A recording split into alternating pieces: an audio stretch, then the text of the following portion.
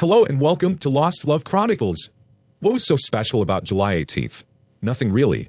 It wasn't my wife's birthday, our anniversary, or even the first day we met. It was just your average run-of-the-mill Wednesday, and that's why I picked it. My name is Vince, and my marriage to Rose after 12 years was starting to get a little stale, or should I say predictable. It's not like I didn't love her. She and the kids were still the most important things in my life. However, that little spark she used to have in her eye, when I mentioned lovemaking, seemed to be missing lately. So being the hopeless romantic I am, I decided to give her an evening she'd never forget. Monday morning at work, I pulled out the big guns, Kathy, Cheryl, and Karen, three of the hottest single women at work. Alright ladies, if you could script the most romantic night of your life, what would it be? I asked them. They all started rattling off about midnight getaways to Paris, making love in a gondola in Venice, or watching the sunset from a hot tub overlooking the Swiss Alps. Easy girls, I told them. I'm thinking more of a romantic night at home, or in one of the hotels downtown, something that won't break my bank account. By noon, they'd come back with a list of ideas that were now more in my price range. I thanked them, bought them lunch, and sat down to make my plans. They seemed to be almost as excited as I was, jumping up and down telling me I'd better not blow it because they now had a stake in how my evening would turn out. Look, I'll supply the donuts, you guys bring the coffee, and I'll tell you what she thought about it Thursday morning. Well, maybe not everything though, I said with a wicked smile. The first thing I did was to get Wednesday afternoon off so I could have everything in place before she got home. While I normally got home just before 6, Rose was always home by 3:30, so she could meet the kids as they got off the school bus. Tuesday night, I told Rose that my parents wanted to take the kids out to dinner and a show Wednesday, so they probably wouldn't be home until after 8 o'clock that night. The kids were even more excited when I told them that I had a surprise for their mom and that they'd really be spending the night with Grandma and Grandpa. My parents always spoiled them rotten. I left work Wednesday at about 11:30 with my trusty list in hand. Let's see, time off, kids at mom's, check and check. Next came the trip to the store. Let's see, a mushy card, tons of good chocolate, and her favorite wine. The girls had given me an entire checklist of everything to do, all the way down to lighting and mood music. The floors looked at me strange when I asked her for 2 pounds of rose petals, that is, until I told her what I was going to do with them. You must really love your wife to go to all this trouble for her, she said as I left red rose petals in hand. Finally, I made dinner reservations for 8 o'clock at Rose's favorite steakhouse. I thought that by 8 o'clock we'd need some nourishment, and if we decided to cancel, I'd make sure we had steaks in the refrigerator to grill on the patio. Things were finally all starting to come together. I came home, hid my car around the back of the house, and brought everything into the kitchen. Let's see, 2:30, that gives me an hour to get everything set up, I said to myself. For the next hour, I iced the wine in the freezer, made a huge heart on the bed with rose petals, and taking the chocolate bits, I spelled out the words, I love you, in the center. I filled the garden tub in the bathroom with water and sprinkled the rest of the rose petals on the top of the bubbling water. T-minus 20 minutes and counting, I said as I looked at my watch. On my side of the bed, I put the wine in an ice bucket, and on her night table I propped up the card next to her reading light. I dimmed the overhead lights, opened the bottle of wine, and poured 2 glasses. I placed our portable CD player on the dresser and figured I'd start it after she came into the bedroom. The last thing I did was to shower, shave, and strip naked. No use both of us having to get undressed, I said to myself. At 3:25 sharp, I heard her car pull up. I was more than ready. I closed the bedroom door, stood at the foot of the bed naked, holding 2 glasses of wine, and waited for her to come upstairs. I heard muffled laughter and what sounded like a herd of horses coming up the stairs as they burst through the bedroom door. Yes, I said they, Rose and her boss Rick. Do you know how long 6 seconds is? It's like one huge gasp as your eyes meet hers, or 3 beats of a broken heart, but just enough time to kill a romantic mood and trash a marriage. It took Rose's brain 2 seconds to determine something was different as she ran into our bedroom, with her shirt opened and her bra already off. Her brain then sent an impulse to her voice box, which took approximately 2 seconds for her to mouth the words, oh my god, and finally, 2 seconds to realize she was fucked, so to speak. If it wasn't the world record for trashing a marriage, it had to be close second. Rick, seeing what was going down, turned tail and ran to the front door. He was gone in less than 45 seconds. On the other hand, watched as Rose starts to cry and fall to her knees. I dumped the contents of both glasses on the bed, walk over to my closet, and start to get dressed, all the while listening to Rose tell me how sorry she was and how much she loved me.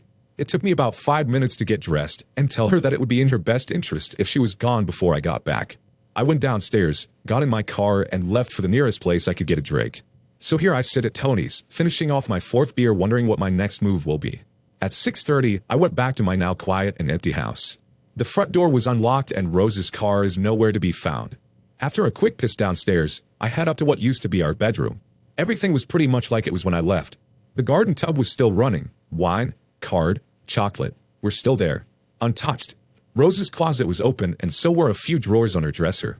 I sat on the bed and tried to clear my head as my cell phone rang. I turned it off without answering because I wasn't in any mood to talk to anyone right now.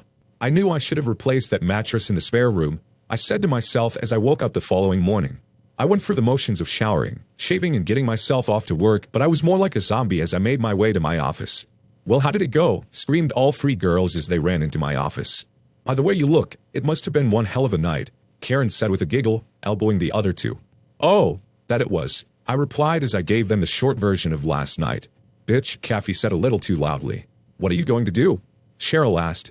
"Survive and take care of my kids," I muttered.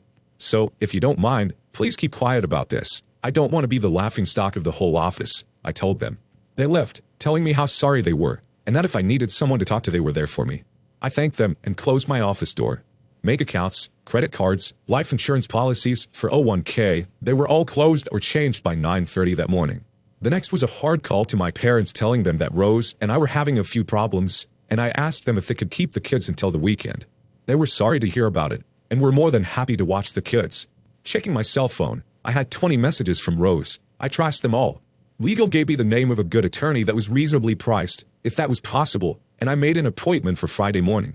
You never really know how fucked you are until you spend 2 hours with a divorce attorney as he lays out your options, or lack of them. It was your word against hers. Rose and Rick hadn't done anything yet when you caught them, and you can't throw her out of the house because it was her house also. You know what really pissed me off? Was the fact that she was more than likely to get custody of the kids, the house, along with at least 40% of what I made after taxes. I was fucked and not even kissed. He suggested marriage counseling, or at least a 90-day cooling-off period before I did anything. Look, Vince, you're screwed no matter what you do. You'll be paying child support for the next 8 years minimum plus the house payments. The only thing you can do is bide your time and try to minimize your losses.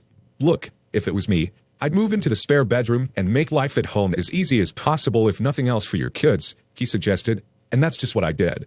I took off early and moved all my shit into the spare bedroom lock, stock, and barrel.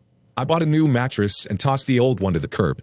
I never answered any of Rose's calls but knew she'd probably show up at the house sooner or later, so I made sure I'd be ready for her. I picked up the kids on Friday, on my way home from work, and took them out for pizza. They told me what a great time they'd had but were glad to be going home. Rose finally showed up about 8:30 that night. The kids were all over her, but she never once took her eyes off of me. By 10 o'clock they'd headed to their rooms and I headed for the guest room. Rose asked if we could talk later, but I told her I was not in mood. "Maybe tomorrow," I said as I shut and locked the door. I heard a muffled cry as she surveyed what used to be her bedroom. I heard the sheets being pulled from the bed, and other noises, as I imagined her trying to clean up the room. Saturday morning, I noticed the card, rose petals and the chocolate in the trash along with an empty wine bottle. The kids had breakfast and headed out for their normal Saturday routine, friends and soccer. I wasn't really hungry, so I just made a pot of coffee. Rose came down just as I was finishing my first cup. I poured another, grabbed the paper and headed out to the deck. "You know you're going to have to talk to me eventually," she said through her red eyes. "Why, Rose? What can you possibly say to me that will explain what I saw Wednesday? How long have you been cheating on me with Rick anyway? This was only the second time. You've got to believe me, hon," Rose sobbed. "Why am I having a hard time believing you? And by the way, you lost the privilege of calling me hon or anything else that rings of love," I spat at her. "We'll coexist for the sake of the kids until I can figure out what is best for me and them. You already made your choice, it seems." At that, Rose ran into the house and I finished my coffee and, in a rage, ripped up the paper. For the next 2 weeks, work sucked, but at least it wasn't as bad as my home life. Someone blabbed at work and now all I got were those pity looks from all the women in my office every time I walked by them. My boss wanted to know if I needed any personal time off, but I told him I was handling it, and then I needed work to keep me sane. The kids knew something was up from day one and asked if they'd done anything wrong. "Kids, your mom and I are going through a little rough patch, but everything's fine. Believe me," I told them, but it wasn't. Rose tried to get me to talk and even once tried to seduce me, but I felt nothing for her any longer. I was feeling lower than whale shit when Cheryl came into my office Thursday just before 5 o'clock. "Grab your coat, we're going out," she announced. I looked up to say something but she stopped me in my tracks. "Maybe you don't understand. This isn't a request. Grab your damn coat. We're out of here," she announced. Anthony's wasn't crowed when Cheryl and I arrived. Sitting at a table in the corner were the other two of the fearsome threesomes, Kathy and Karen. After ordering drinks, Cheryl started in on me. You got to snap out of it, Vince, she started. You've been walking around like a dead man for the last couple of weeks, and even though everyone's been covering for you, you're going to get yourself in deep shit if you don't get your head and ass wired together. I've had a few things on my mind, so why don't you just lay off? I almost shouted back at her. Back off, shithead. This isn't Rose you're talking to, Karen replied. What the hell do you want, Vince? Or are you just going to wallow in self-pity the rest of your life? She continued. I want my damn life back. I want it to be like it was before all this crap happened, I said, looking at my Drake. I thought you said your marriage was stale and you wanted to liven it up, Kathy asked. Do you really want to go back to your boring life? I wouldn't. Do you still love her? I'd love and hate her at the same time. I'd like to choke the life out of her and Rick for what they did to me, I shouted. I just don't know what the hell to do or even where to start, I said. Let's eat and then figure this out, Cheryl said as she motioned to the waiter. The first thing we need to do is level the playing field. Rose is still in your house and is going back to work every day. Rick, on the other hand, goes home to his loving wife and kids even though he's fucked up your marriage, Cheryl spat out. It's time you took back your life. By the end of the night, I felt better about my situation and they were right. I had to do something. I couldn't let this go on any longer. It was tearing me up. Rose wanted to know where I was when I got home. Out. What's it to you? I yelled as she went off to her bedroom crying. I met with my lawyer, Randy, the next day. I thought you were going to wait on the divorce, he asked. I am. I want to sue the company Rick and Rose work for, and then hit Rick with an alienation of affection lawsuit, I told them. Look, Vince, you have no hard proof. I told you that. I know, but they work for a publicly held company, and with all the shit in the news lately about corporate mismanagement, I don't think they'll want any bad press. Besides, even though Rose was off the clock, don't most managers work until 5 o'clock? And isn't there usually a morality clause in most corporate bylaws about a married boss fucking a married employee they supervise, especially when he's on the clock? Randy said it would take a couple of days to get it written up and the papers served, but would give me a heads up when it went down. For the next 3 days, I was the Vince of old. I choked with the people at work, had fun with my kids, and even started talking to Rose again, which made her life a little easier. Thursday, Randy called and said their company had been served, but I asked him to hold off on Rick's papers until we settled with their company. But the following Tuesday, Randy and I were sitting in the conference room, across the table from the CEO and HR manager. We've read the paperwork and it seems that you have forgotten to include any documentation of the alleged incident, the HR manager started. He then said something about frivolous lawsuits and was quite surprised when I stood up and started to leave. I guess we'll see each other in court then, I said as I rose from my chair. You know, we'll be taking depositions from all the office employees, I said calmly. How many of them do you think knew what was going on?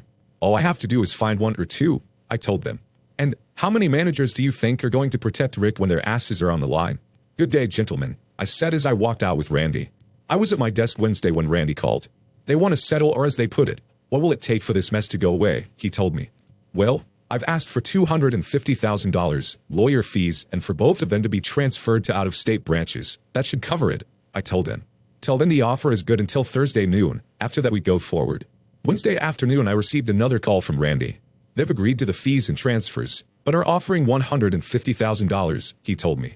Randy, enough of all the haggling. Tell them the price is now $300,000, and if they come back with another counter-offer, it'll go to $400,000. Maybe this will put it to bed, I told him. Thursday at 3:30, Randy called to tell me that my offer had been accepted and that he'd have the forms over to me by 5 o'clock for my signature. True to his word, at 4:30 a.m. package was delivered to my office. The man said he's waiting for it, my secretary told me. Reviewing the paperwork and the enclosed check, I signed the papers and handed it over. If anyone is looking for me, I've left for the day, I told her as I walked out of the office. In the car on the way home, I made a quick call to Randy, serve Rick tonight and do it at his home. I was on cloud 9. By tomorrow I would have my pound of flesh and could move forward with life. All right everyone, grab your coats because we're all going out to dinner tonight, I said as I walked through the door. Rose was looking at me and not moving when I piped up. Come on Rose, you too. A huge smile came across her face as she ran to get her coat. We talked and laughed over dinner just like we'd done for the last 12 years. Life was good again, well almost. When we got home everyone thanked me for the great night out and headed for their respective rooms. Rose moved in close, kissed me on the cheek and thanked me for tonight. It really meant a lot to me tonight, she said. I told her that tomorrow night we would have a nice long talk, so for her to get some sleep, she'd need it. You son of a bitch, Rose screamed as she came for the door. You knew last night what was going to happen today, didn't you? She yelled. Not exactly Rose, but pretty close, I told her. Where's the job they offered you? I inquired. Tenet, New Jersey, wherever the hell that is. It seems that my services are no longer needed here, and that it was either in J or I'm out of a job, she explained. I told them that there was no way I was transferring there, and that's when they handed me a severance check and gave me 20 minutes to clean out my desk, she now sobbed. I gave them 8 years, and in 20 minutes I was out the door, she said as she sat in a kitchen chair sobbing. Where's your buddy Rick being transferred to? I asked. Flint, Michigan, she said now staring at the floor. Boy, the armpit of the Northeast couldn't have happened to a nicer guy, I said now smiling from ear to ear. Well, Rose, this is now how the next phase is going to play out, I said as I pulled my chair next to hers. If you still want to be a part of this family, here are the conditions. First of all, you need to get checked out for STDs and bring me a clean bill of health. Next, you will submit to a polygraph test and help you out. I'll even give you the questions in advance, I said as I pushed the paper across the table. As you see, they start off really easy but get harder as you go down the list. By the time she got to the last group, she'd started to cry. Am I the biological father of my 2 kids? Why did she cheat? When we had sex, over the last couple of months, who were you thinking about, Rick or I? How often have you lied to me over the last couple of months? How many affairs have you had? Do you still love me? Your appointment is tomorrow at 9, I told her. And if you pass that without too many surprises, we've got a marriage counseling appointment for Saturday morning at 10 o'clock. Rose just sat there crying looking over the questions. I can answer them now if you like, she told me. I think I'll wait until tomorrow, I told her. It's just that I don't trust you anymore and I'd like to start off fresh, without any more lies if you don't mind. I didn't like all her answers, but in my mind she did pass. Did I trust her? Hell no. Do I plan on staying with her? Well, the jury is still out on that one, but we're working at it. The worst thing is that we haven't made love in the last 5 months, and that's what I really miss. We have sex once or twice a week to take the edge off, so to speak, but it's not the same. Rick took the transfer to Flint, Michigan. I sent him a Christmas card last year from Florida with the caption, "Glad you're not here." Oh, by the way, his wife and kids are still here. I guess the sunny South won over a cheating husband. Go figure.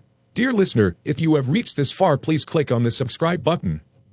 It will be a great help.